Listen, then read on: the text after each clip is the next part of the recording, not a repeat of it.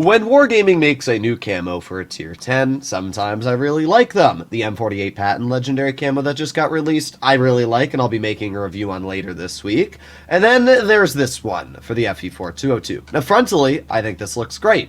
I love the little wings on the side. I like how they, added like fake armor on top to make it look like a warrior. I think the flowers, while really low res, match the overall design. The problem is when you make it to the side, because there's literally nothing on the side of the tank, and then you make it to the back. And again, there's nothing on the back of the vehicle.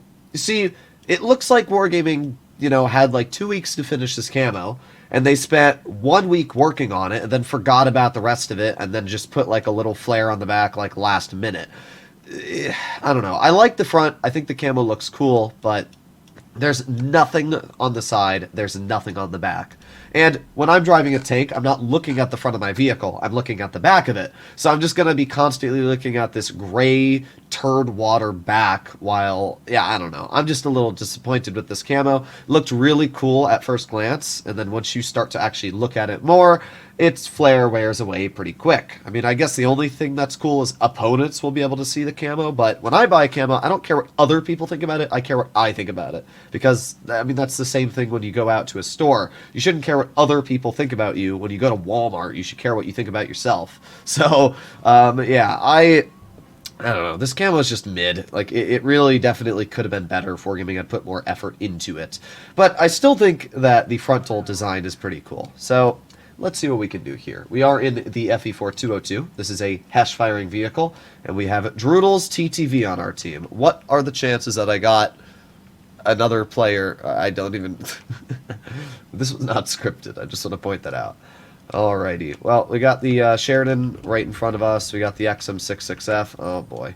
I can tell you now, the XM66F is the biggest pain in the butt to fight when it gets in a proper position. Where is this Sheridan going? Well, we got a nice 440 HE into his vehicle. Not bad. I could have fired a standard HE now that I think about it, but it's fine. We still penned it. That's really all that matters. Let's see. We got the Sheridan looking at us again. Don't have the gun depression for that, but I don't think that Sheridan has the anything for that. So here's the... Oh, I did not realize they had another tank here. What I was going to say is, here's the question. Can I get behind that XM? Oh, that guy got mocked. Huh. We should be able to. Yeah, I definitely should be able to. Alright, full speed. Let's see. Oh, yeah. Nice 402. He's gonna... Oh, thank you, 268. I appreciate it. I love when my teammates cause me to lose a lot of health because they just don't know how to drive. Alright, well, I'm going to leave. I mean, this guy should die. Our Leopard out reloads him anyway, so I don't know why he backed up. But we're going to push wide. Hopefully we don't get hit by the 183. There you go. Indeed, we see the enemy 183. I'm not going to hesh that, because the 183 has more armor than it deserves, and because of that, it can be very troll to actually pen with a hesh shell. Look at that armor. It's very stupid, and it should be nerfed, in my opinion. Alright, let's see. We got the skunk. He's turning the side on, so we can get an easy pen in. I don't even think we penned the 183 with that shot. That's really sad. Alright, well, let's see. We're not doing bad here. We are up to probably close to 3,000 at this point, and we are also up on base capture, which is pretty good. Hey, that's pretty good. Let's see, we got the 268. Alright. There's the E5. Got the T92. Nice. 380 shot. 268 finishes him off. Alright. 3 more seconds. We have another shell ready. Let's see, is the Sheridan going to try and poke us? Got the E5 in front as well. I'm not going to do anything aggressive until I know where the 183 is. Okay. That's the one thing I've always disliked about the 4202 is the track wheels. Everything about the tank is great, but getting tracked is so irritating in this vehicle. Alright, let's see. We got the E5. That was just a bad shot for me. Bro, there's no way this 268's real. He's just constantly getting in our way. Alright, let's get to the side of him. There you go. Then let's get to his rear, like so. There you have it. Nice. Okay.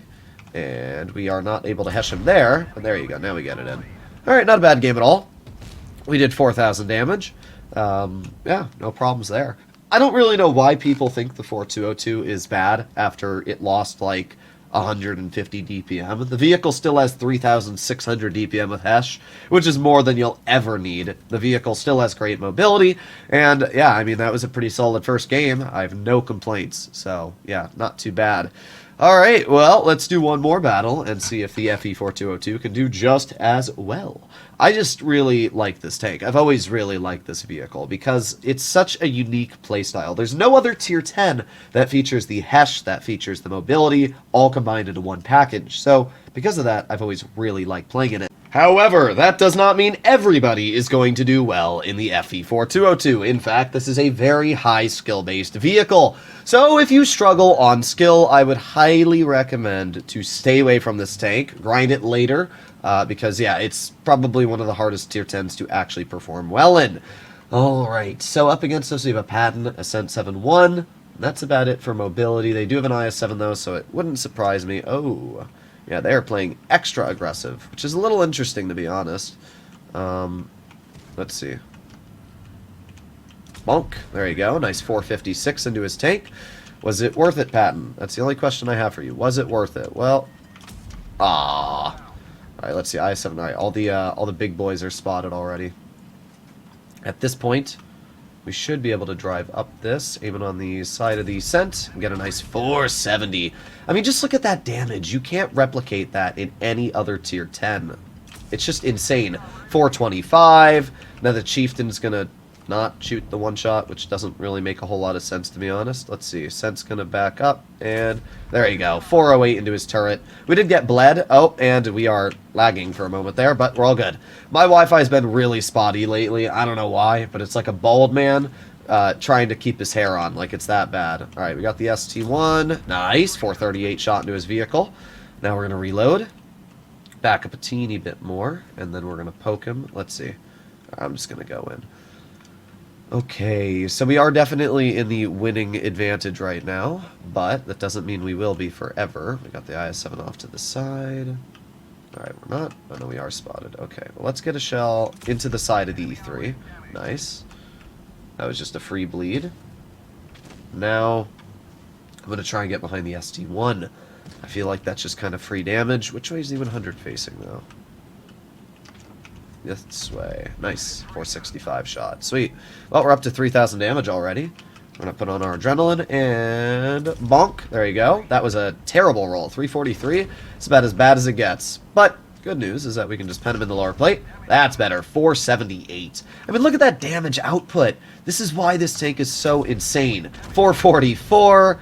Wow. I mean, every time I play this tank, I always have fun. Because at the end of the day, when you're able to deal upwards of 400 damage in a standard roll, 440 to be exact, it's insane. We absolutely bullied the enemy team. Now, some people might say they weren't very skilled, but that's where the 4202 excels. It excels on farming people that don't know what they're doing. If you make an over-aggression and you think you can get away with it, this tank will instantly punish you because of the out-trading capabilities. We did 4,400 damage and got a very easy victory. So, while the camo may be a little bit mid for this vehicle, the tank itself is absolutely incredible, and I love playing it. Hopefully all of you enjoyed today's video, and if you'd like to see more like it, please consider smashing that subscribe button down below. I'll see you in the next one. Bye-bye.